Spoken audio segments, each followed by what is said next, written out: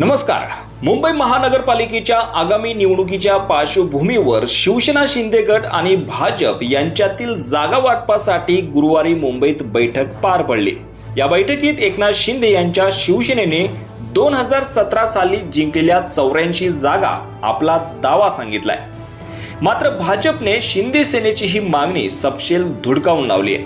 भाजपने 2017 मध्ये शिवसेनेने जिंकलेल्या 84 जागा यंदाही शिंदे गटाला सोडण्यास स्पष्ट नकार दिलाय।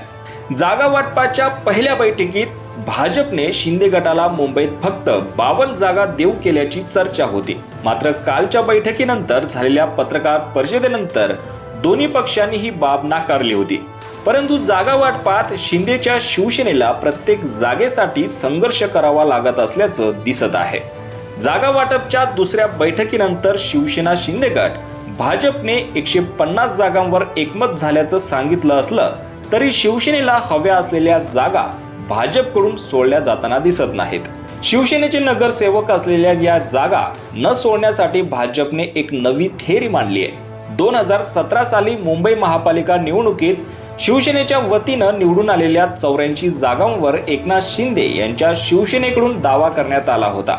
मात्र या जागा सोडण्यास भाजपकडून स्पष्ट नकार दिला जात असल्याची माहिती मिळत आहे। यापैकी बहुतांश जागांवर शिंदे गटाचा सामना ठाकरे गटाशी होऊ शकतो। तसे घडल्यास शिंदे गटाच्या उमेदवारांच्या पराभवाची शक्यता ही अधिक आहे।